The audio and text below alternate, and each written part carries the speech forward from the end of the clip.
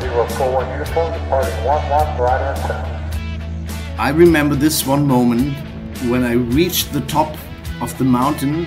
There was an eagle, and I felt he was watching me the whole time. And right at the time when I passed beside him, there are actually some floodings in the Western Australia, but lucky for pilots, there were actually really nice, decent cumulus cloud days. It wasn't just about the blue flying, the blue thermals.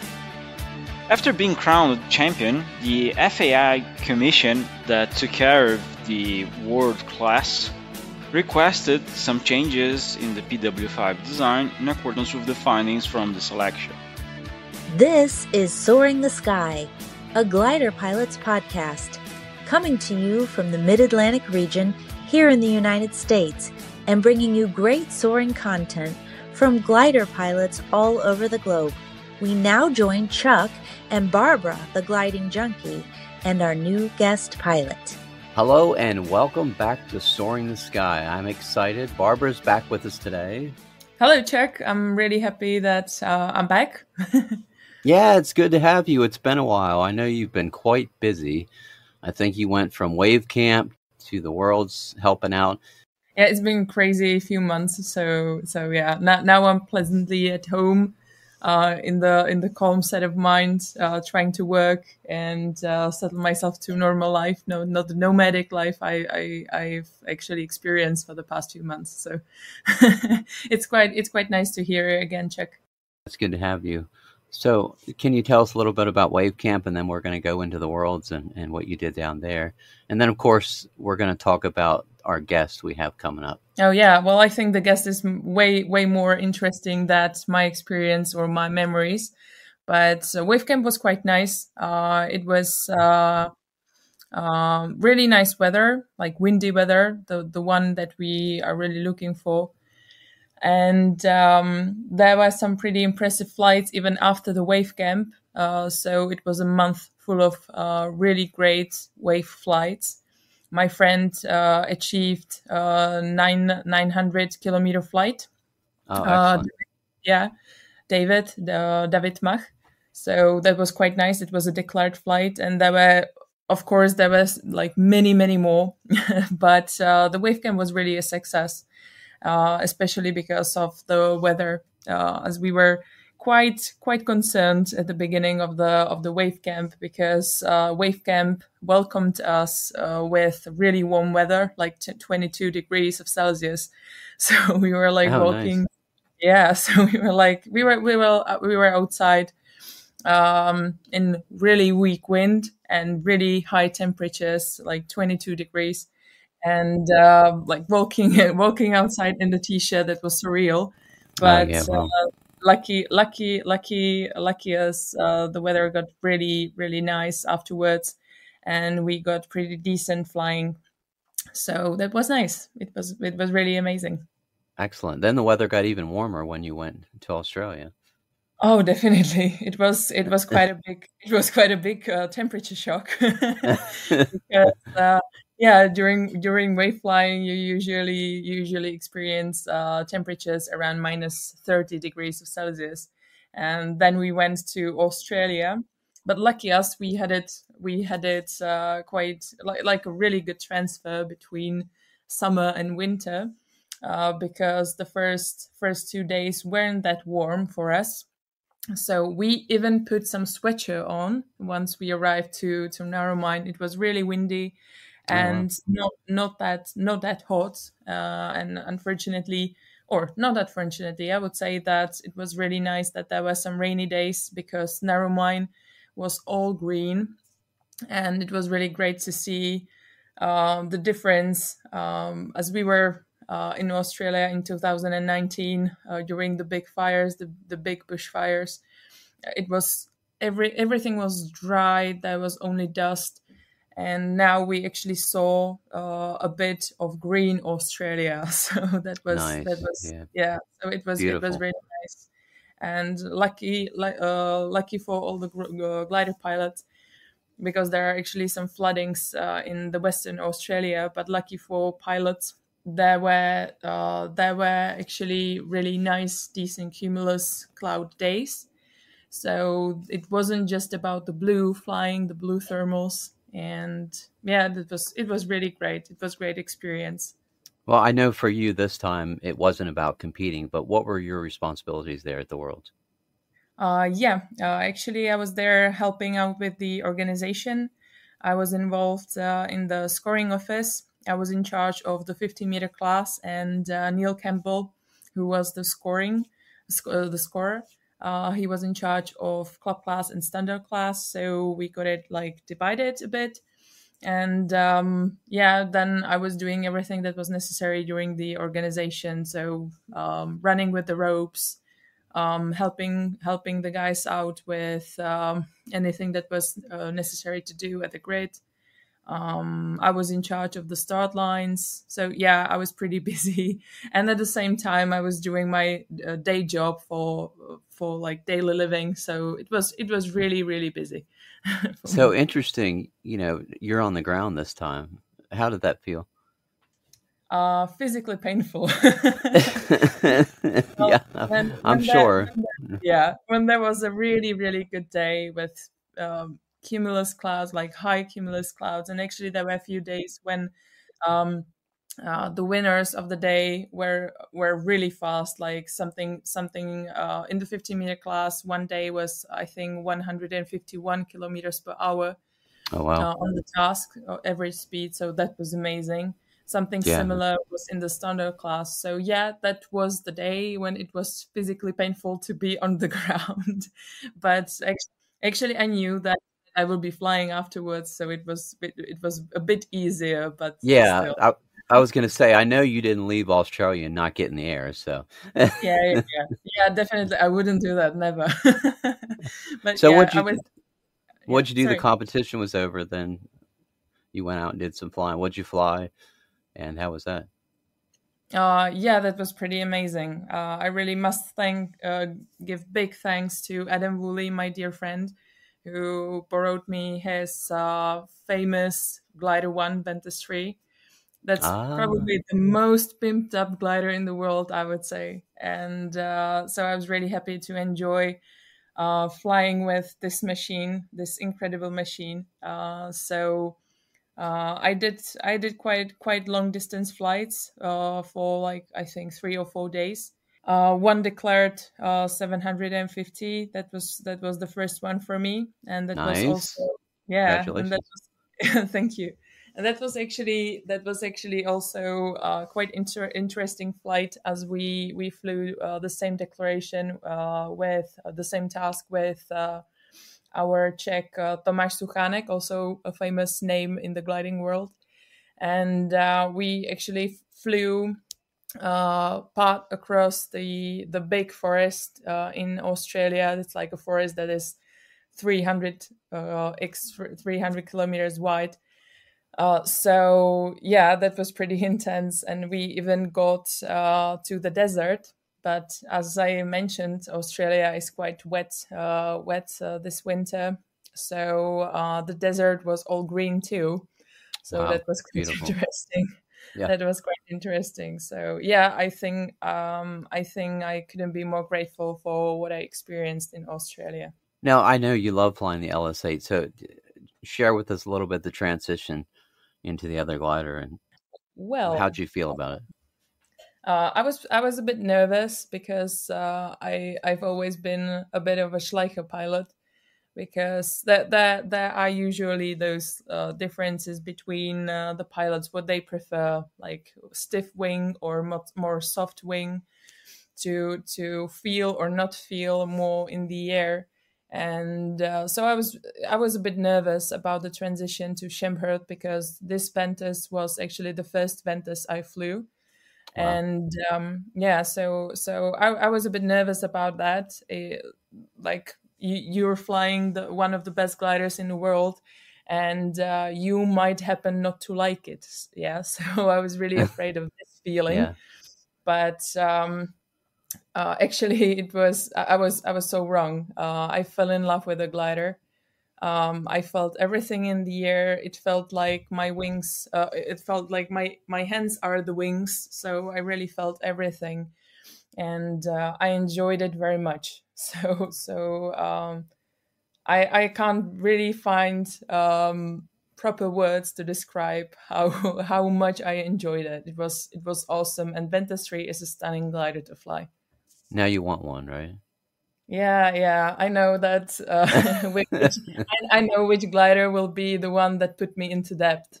That's So, right. Yeah. so yeah. Now I know. Now I know. Yeah, but generally speaking, it was great experience, and yeah, I can't find the proper words to describe it. Just thanks to all guys in Champhead that are doing great job with the new gliders. Yeah, absolutely. So our guest we have coming up today that we're going to hear from here very soon, Markus. You're familiar with him a little bit. You guys have spoke because he's got an event that he's putting on. I think it's in November of this year, if I'm correct. Yeah, I think so, because I actually received an email from Markus during my stay in Australia. And I think that November, maybe October, something around those 2 months will be the release date. Like many of us during COVID, he actually got kind of bored and he came up with his own navigation, an XC Nav, I believe it's called. I hope I'm getting that right, Markus. Yeah, that's right. I think it's XCNF, as Markus said. Well, we will definitely hear more about that. But it's great absolutely. to hear. It's definitely good to hear that the COVID boredom actually brought something good. Yeah, exactly. Yeah. Yep.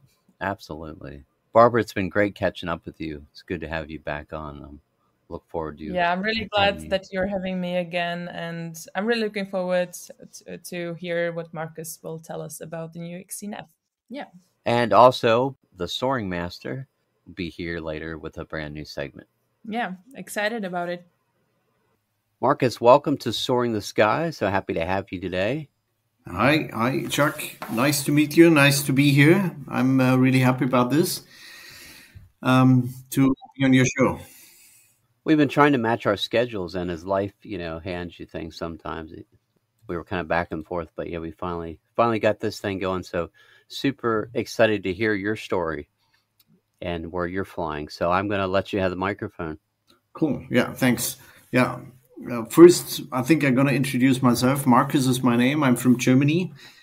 Flying since I was like 14 years old. And I think since I could think, I was fascinated by flying. I had my first flight when I was like, I still can remember. I think I was like 5 or 6 years old in a small Cessna.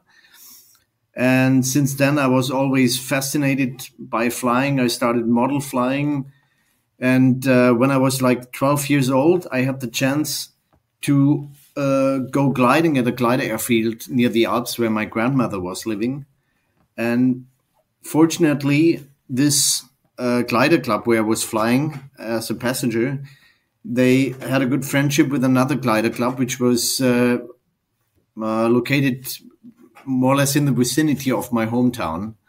So, and I was so amazed by this glider flight. I know they just planned a traffic pattern, and we had the luck to catch some thermals in the traffic pattern. And I can remember when the pilot asked me if I would like to fly maybe 10, 15 minutes longer. And I agreed, and finally we did like two and a half hours in an old Bergfeike. And my mother was down on the ground waiting for me. And finally, I think this was the starting point of my flying career. And the next season, I convinced my mother to go to the partner flying club. And then I finally had the chance to get started and started glider flying with in the age of 14. Yeah, then everything started. What were you flying at the age of 14?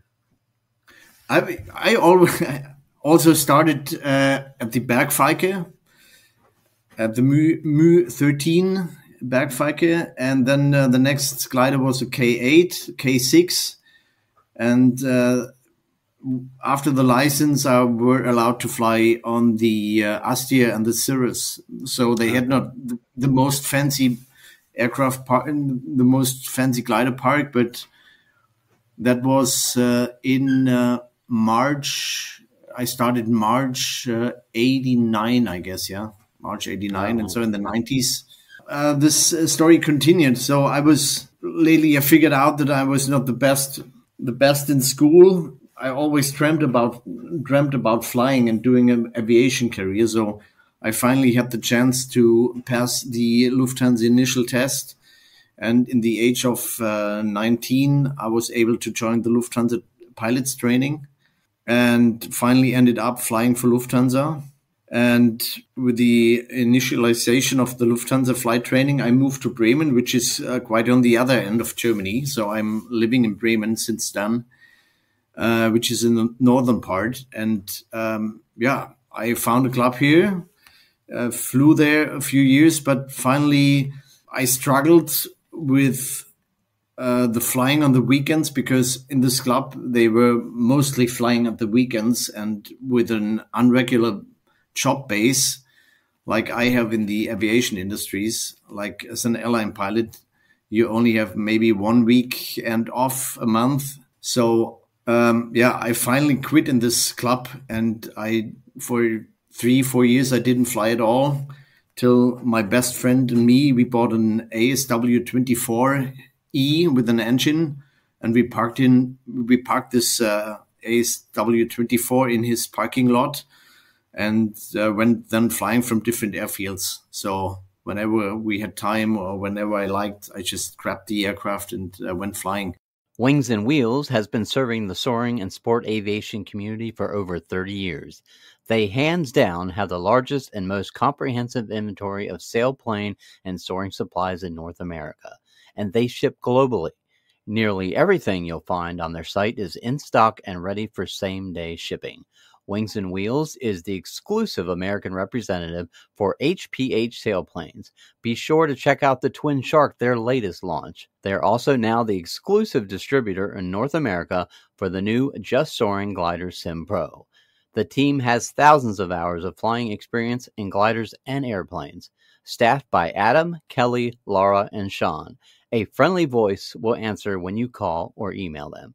Check them out at wingsandwheels.com.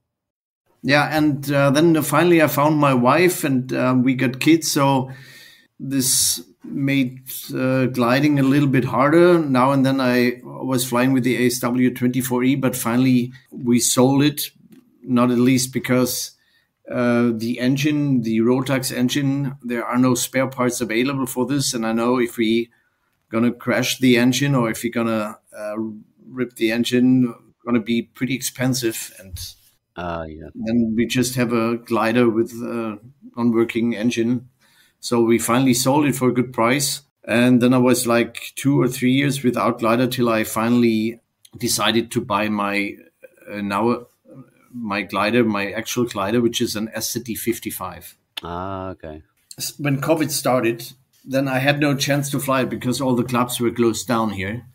I wanted to join a new club here and everything was closed down. And then I started with XTNAV, inventing my own glide computer during the re-instrumentation of my own glider. And since then, I have sparely time to fly. Yeah, being honest. So during COVID, you came up with your own flight computer. Yeah, actually, it was like I was looking for a solution, and there were a few solutions, but whether they didn't work out really well or they were too expensive for my case. Refitting a second-hand glider with a system which is 10K or more was not affordable for me. So, wow. Yeah, as I always was playing and flying with XTSOR, and I was pretty familiar with XTSOR, I started working on a solution to put XTSOR in my glider on an Android system. And so I finally came up designing my own system, and right now I have a system based on Android with a transflective screen, which is not very power hungry, so we only use below 300 milliamps on the full brightness, which is ultra sunlight readable. And I have serial connection, so you can connect any variometer or flarm, whatever, to your system. How it came to Interglide was like with the X-Enough, I was trying to sell my system. I got my own internet shop. I got my own internet page. And I tried to go to the Aero in Friedrichshafen to sell my system. But finally, what happened is that they were much too expensive for a small startup like mine. And at last year, 23, there were nearly no other glider manufacturer or from the gliding scene. So that would not have paid out for me. So I was looking around where and how I can promote my system, how I can sell my system. There was the German Gliding Day, the Deutsche Segelfliegertag, and it was in Koblenz, which is in the northwestern part of Germany. And this was the first gliding days after the COVID crisis. There have been so many people, and I figured out that it is essential for the people in our sports, especially because you cannot go to a shop. Like if you buy a fishing route or whatever, you could go to a shop, you see it, you can try it, but not so in gliding. So the people were really keen on to get their hands on the gliding stuff, to sit in a glider, to check out the navigation systems before they buy them. And so that time I started thinking about why not doing an own glider fair, a glider exhibition. So I started researching in the internet. I got more than 100 manufacturers out of the gliding sector, and I called everybody. I called them and say, hey, my idea is we do our own fair. We do our own glider exhibition. So what do you think about this? And the feedback was so amazing because everybody said, yeah, we're talking about this since 10 years and nobody ever did it. And finally, I have to say I was dumb enough to do it because at this time, you don't know what this really means. Yeah, right. Yeah. So I just started and I got really good feedback. I started building my own web page and a preliminary web page and wrote to the manufacturers, called them, and they wrote back and they stated their interest. And so I got more than 120 manufacturers from the gliding sector, from all over the world, really. I've got American manufacturers. I've got from all over Europe. I got all the glider manufacturers. I got parachute manufacturers. I got navigation system manufacturers, whatever you can think of. And this is basically strictly related to the gliding sector, or to, let's say, to the thermal sector, because I want to get the paragliders as well. Yeah, right. So everybody who's flying without engine or is joining the natural power to gain height is welcome on this fair. When's the first event? It will be this year, 24, and the 9th and 10th of November. Oh, wow. Nice. Okay. And we finally, I was looking for a good place, and I finally ended up in Karlsruhe, which is basically located in the heart of Europe, with good connection via train, via highway. So I want to build a gliding platform, which is pulling the attention of the whole European gliding scene. So, and this is pretty much in the heart of Europe, good to reach from everywhere.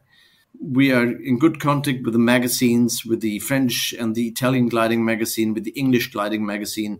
And so I think we're going to pull a lot of attention and we can pull a lot of people here. Absolutely. I think this is what was missing in the gliding scene. And we now have a really, really good chance to build up a new platform, which is different from the platforms we know. And I'm working on pulling attention from people outside the gliding scene. I mean, I don't know how it is in the United States, but here in Germany, we have a lot of problems about new glider pilots. So Oh, absolutely. Yeah. yeah. So the number of pilots, the number of glider enthusiasts are shrinking since years. And I think this is because in the last 10, 15, 20 years, the way of living changed dramatically. Also for the young people. So like Yeah. 20 years ago, or let's say 30 years ago, people, they had a job, they stayed in their job. They're more or less in Europe or in Germany, they stayed at their hometown or they stayed in the region, and Yeah. they had enough time. And now with the internet, the jobs changed. So they move everywhere. They got every 2 years, 3 years, they got a new job. So it's not like it was like 20 years ago, where you go there on Saturday morning and leave on Sunday night and don't do anything else than gliding. And if you're not there at 8 o'clock, you cannot fly. So Yep.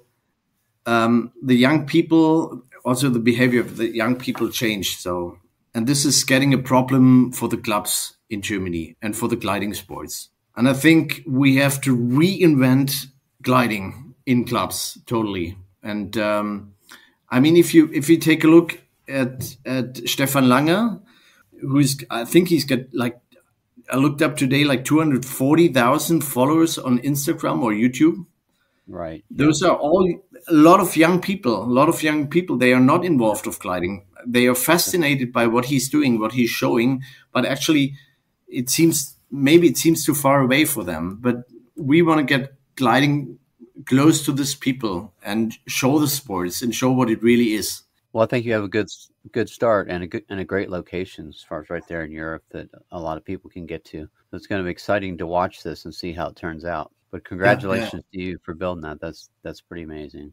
All right, Markus, I'm going to try to grab some stories from you in the air because that's what we love to hear here at Soaring the Sky. But when you go back in your mind, you think about some flights there. Is there anything that sticks out that you'd like to share? Yeah, I think one flight I'm still dreaming of, because on one side it was really scary, but on the other side it was like really fascinating. Is I used to fly a few years. I went every year to the French Alps. This day was supposed to be a wave day, and I really struggled a long time to get in the wave. And finally, I ended up pretty low in the south of a mountain, which was actually, I was in the lee, and I tried to fight out the lee like more than 1.5 hours. I was always in a height band of like 200 meters, like 600 feet, up and down, up and down. I was in the rotor, and I really fought like 1.5 hours. I was crying because there was no really outlanding site there. I was not able to get back to Gap. And the only reachable airport was actually, with the northerly winds, was not flyable, was not landable. So everybody was warning about, don't go there. With these winds, don't go there. Finally, I fought for 1.5 hours. I was in the plane. I was crying. I was sweating. And finally, I managed getting out of this and catch the wave. And I remember this one moment when I reached the top of the mountain, and there was an eagle, and I felt he was watching me the whole time. And right at the time when I passed beside him, he launched as well. And like, we didn't fly along together, but right at this time, he was watching me all the time. And then finally, when I reached the top, he was launching, flying with me a few meters. At this moment, I thought he was sweating with me, like he was watching me all the time. I don't know how long he was been sitting there, but at this moment, really the whole tension fall off me, and I was so delighted. And this is a moment I still can remember. Yeah, that was a majestic moment. Yeah, I'm missing flying in the French Alps. I haven't been there for the last 8 years. Yeah, absolutely beautiful, I'm sure. But it can be scary when you're in that situation and you don't know if you're going to be able to get that lift. Yeah. Right now here in the northern part of Germany, it's mostly flatlands. In the eastern part, we have an area which has pretty sandy grounds. So you can get good thermals, but it definitely is something different than flying in the mountains, flying in the Alps. How far are the Alps from you then right now where you're flying? So if I drive down by car, it would be at least 7 hours. Yeah, about Oh, wow. 7 to 8 hours. It's about 750K. Yeah. Yeah. I mean, we have not far from my side. We call it Mittelgebirge, which is some mountains which are pretty low. The Wiengebirge, so you can do wave flying. It starts in about November, December, Okay. when we have strong northwesterly winds. You can do wave soaring, but it still is not flying in the Alps. It's totally different. Yeah. Yeah. How about some lightning round? Okay, go ahead. Okay, if you could only pick just one, what glider port or region would be at the tippy top of your bucket list of places to go soaring, and why would that be? Omarama. I always dreamed about Omarama.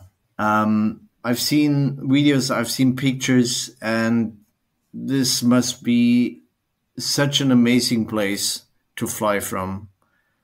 And I think this is going to be the top of my bucket list. Yeah, definitely. Nice.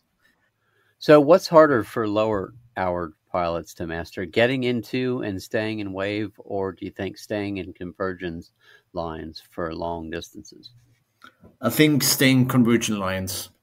I think also experienced pilots sometimes struggle to find the right line. Yeah.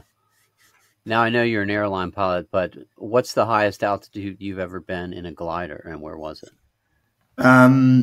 Actually, it was, I think it was at this time I told you the story, and it was about 18,000 feet. Oh, wow. Yeah. When the glider, yeah. Then my oxygen reached the limit. Wow. P-tube, P-bag, diaper, or pee out the window? P-bag. Okay, gotcha. Yeah. If you could... Go ahead. No, it's like, I remember better test your P-bag on the ground for holes before you try them out. Yeah, right. That's a good idea.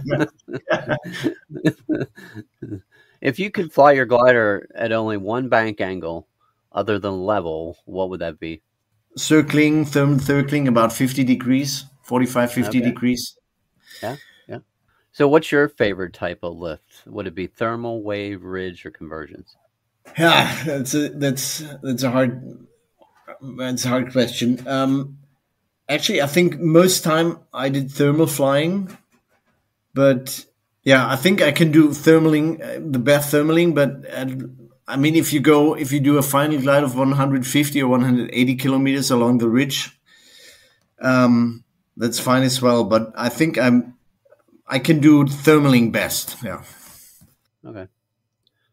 I would like to take a moment and welcome a new sponsor to the podcast. We are grateful to have XCNav, the smart solution. XCNav, the smart Android-based panel-mounted flight computer with the latest sunlight readable transflective screen technology.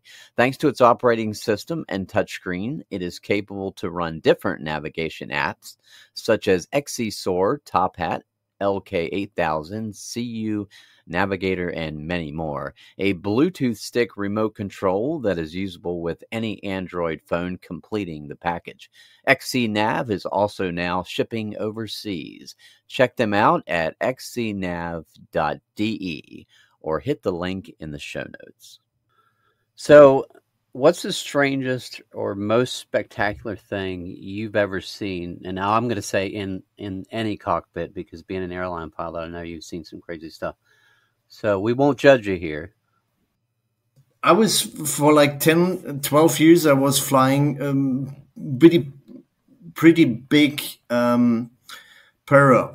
operation plane, which was a short Skyvan. This was besides my main job as an airline pilot. And like I flew the military, and if you see those tough military guys, I had one co-pilot who was some general on the co-pilot seat. And when we finally started our descent, I saw this really tough guy crying besides me, because I don't know. He thought we're gonna crash, because if you know paradrop operations, you'll be on the ground before the last parachute jumper is on the ground. So the descent is pretty aggressive and steep, and this that makes me kind of still makes me kind of laugh, seeing this tough guy in this general uniform cry. Well, we all have our limits, right? Yeah. So if you had to pick one thing for lower hour glider pilots trying to learn how to thermal more efficiently and effectively, what would your advice be to them? So the last years, I haven't been flying that much, and I really figured out that, let's say, simulating on the computer and trying to build tactics and trying to fly with Condor or with the FS Flight Simulator, I think helps me getting, or helps me keeping my how do you say in English? Helps me keeping current. Yeah, And right. I think this could help, especially in the winter. In the winter time, when there's not much flying, you can train situations, and I think you can also try different tactics in thermaling. Try to find out how to better center thermal. I feel that Condor, right now I'm flying pretty much Condor, is really good in building thermals, like virtually building thermals. So it pretty much feels like a real thermal. Like if I would do the same thing in the real airplane, I think I would end up the same. So it's a pretty good thermal model or environmental model they do have. Yeah, I agree. Yeah. Your favorite glider port accommodations: tent, RV, or local motel? RV, definitely. Nice. Yeah, I think. Yeah. Yeah, I like being on an airfield. If I'll be there, I want to stay at the airfield. I want to socialize with the other glider pilots. So I definitely would stay. I do have an RV. I do have a little camper. So always I stay in my camper. What's your favorite flight computer? Let me think about it. Have you heard about X Enough? This is a small startup from Germany. They're doing really good stuff. Yeah. If you had to rank the various weather products available to cross-country pilots, which one would you rank as the best? Yeah, right now, definitely SkySight. Yeah. Not at least because of the SkySight integration in Weeglide. This is, for me, the perfect combination. Yeah, good stuff. I agree. So you're at the gas station and someone comes up to you and asks what is in the trailer. Would you say a mini drag racing car, B, a submarine, or C, a large model rocket? Or maybe you just tell them that it's a glider. Yeah, it's funny because I had a glider which had a painted crocodile on it. Nice. It's a tournament crocodile. But I would stay with this. Okay, so you've had a long day of cross-country soaring in summertime. And what's the first thing you would do? Take a shower, drink a beer, or look at your flight trace and start making notes on what you did wrong? From my experience, first pee, and then have a drink and chat with the colleagues, and then finally reviewing the day, and just stay at the airfield.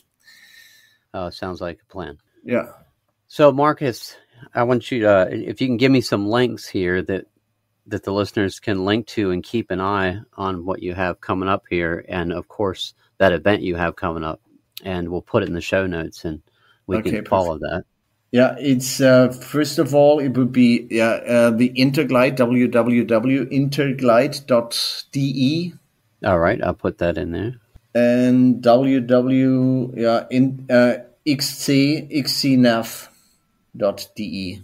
All right. Some exciting stuff. Thank you for your hard work on that. It's all these things in combination to keep the soaring community going and to get new interest, because like you were saying earlier, we definitely have a problem with that there, of course, in Germany, and of course here in the United States we also have the same problem, keeping people interested or getting people interested in soaring. So trying to do our part here. Markus, thanks for sharing your story today. I appreciate you taking your time. We finally got this thing going, and it's been fun. Yeah, cool. Thank you. I'm so happy to do this, and I hope that was interesting for you as well.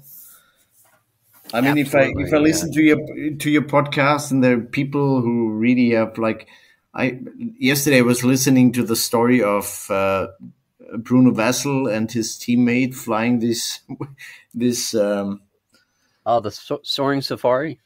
this amazing with the winch. What a crazy idea! Yes. It was, yeah. Bruno, appreciate hearing that. Yeah. How do you pronounce him? Vacher? Bruno Vassel. Yeah. Okay. Yeah. I would pronounce him the same way. Yeah, Brassel. Yeah. Mm-hmm. Yep. I was thinking about a meeting of all the gliding influencers so that people can meet their influencers. So I try to get some, in every country, I try to get those local influencers as an ambassador for Interglide. So I'm pulling on Stefan Langer for Germany and Juliet Serra. Okay. And nice. for the Czech Republic, I'm now in contact with Barbora. I don't know. Barbora, nice. Yeah, nice. Yeah. Yeah. So she's great. I need to find someone for France. I have someone for Italy. I've got for Italy. I've got Andrea Venturini. He's running the Gliding and Soaring Facebook group. Okay, nice. Okay, 15,000 followers or something like this. Yeah. And he's a nice guy. So I got Klaus Ohlmann. He's a chairman for my for the Interglide. Oh wow, nice. It's going to be huge. That's awesome. Markus, you have a good night. We're going to keep an eye on things, and we wish you the best. And we'll do whatever we can here at Soaring the Sky to help out. Yeah, you're anytime welcome. If you're gonna travel around, and maybe in November you're gonna be around. Yeah. Let me know. Right. Might have to show my face, right? Yeah. Chuck, thanks a lot for this opportunity. Yeah, thank you.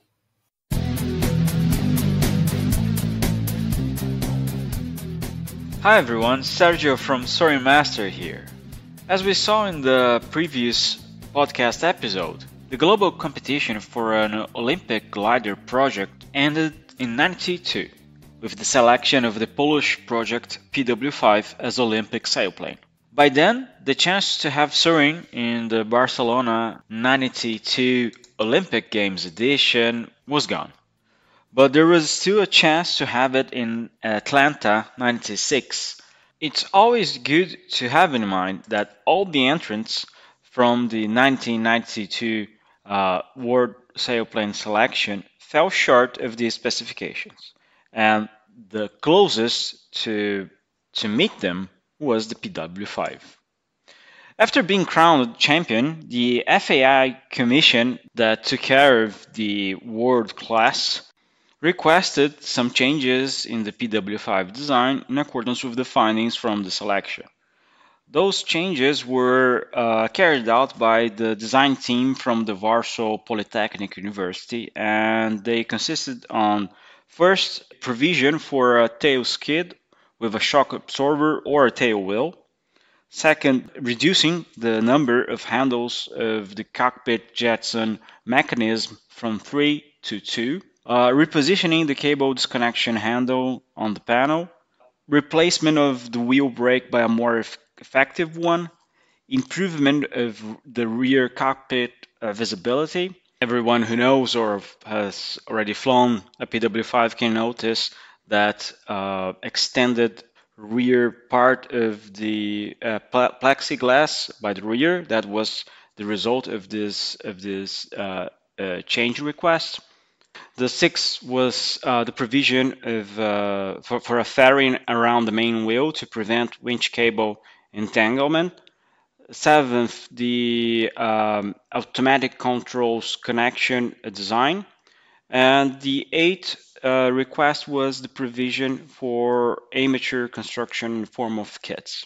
The serial production of what would become the Olympic glider with that target price of $15,000 and the possibility of being produced at home in the form of kits, however, began in a very strange way in its home country, Poland. Poland in 1993 was a country experiencing the end of the Soviet bloc and changes of such a magnitude that it's even hard to imagine. All administrative spheres were being reorganized, from the police to public services, bureaucracy, the banking system, legislation, and so on. Similarly, the Polish aeronautical industry underwent enormous changes. In Poland, all aircraft production was planned by the Polish government to meet both internal demands and Moscow orders. The Polish aeronautical industry was organized by PZL, which is the acronym for State Aviation Company. The PZL had sub-factories which took care of specific types of aircraft production. Those sub-factories included PZL Milek, producer of fighters like MiG-15 and MiG-17, and specialized aircraft like the agricultural dromedar for the Soviet bloc. Another company was PZL Swidnik, which took care of helicopter production for the entire bloc. And there was also PZL Bialsko, or SZD glider factory, where famous sailplanes like the SZD-50 Pukac, the SZD-48 Yanter, the SZD-51 Junior, and other renowned gliders were designed and produced since the 50s for both the Soviet bloc and export. With the dissolution of the Soviet Union, orders that were almost automatic simply ceased. Among those companies, PZL Bialsko, the sailplane manufacturer, SZD, was a world-famous sailplane factory with 60 years of experience, almost 300 specialized technicians in composites and glider production, faced serious difficulties by 1993. They had a revolutionary glider under development, the SZD-56 Diana, with the potential of becoming a hit. But the company was facing hardships that made it hard for them to even afford carbon fiber purchases or even the electricity.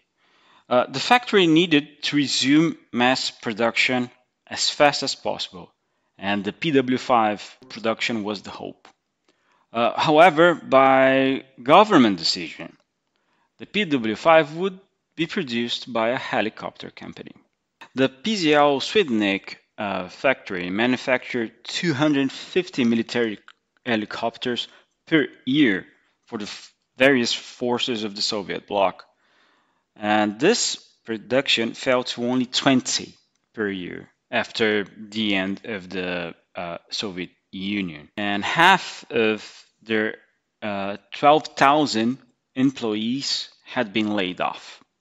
In order to meet the government decision, PZL Swidnik sent 50 employees for training to PZL Bialsko for them to get acquainted with the production characteristics of sailplanes and the techniques employed. And that's how the production of the Olympic sailplane, the PW5, began. Such a decision to produce it in a helicopter factory can only be explained by the political environment of the Polish transition, with sectors that once had significant political or military influence still playing their final cards. Mass producing a sailplane requires an experienced team, and the first batches of PW5s received significant quality criticism from their first owners. The price set for the project also began to be criticized by the market. The PW5, which has a glide ratio of 1 to 32, around there, costs $15,000 by the time. Whereas used Yunter Standard, which has a glide ratio of 1 to 38, costs around $17,000 in the aftermarket. This fact discouraged many potential PW5 buyers who quite rightly preferred to spend almost the same amount of money on a used glider with a better performance instead of a new one with inferior performance. Another factor contributing to the rejection of the project was the difficulty of producing the glider at home in kit form.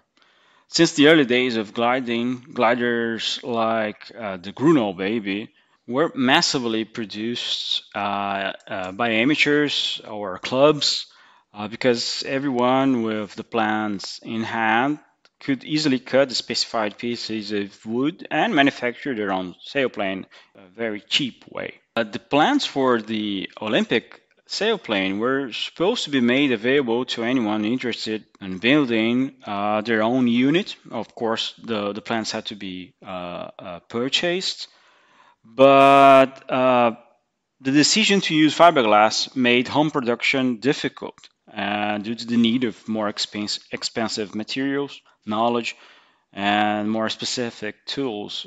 So very few PW5s were home built. So without being able to lower the acquisition costs, the entire community was stuck with a single manufacturer for that design.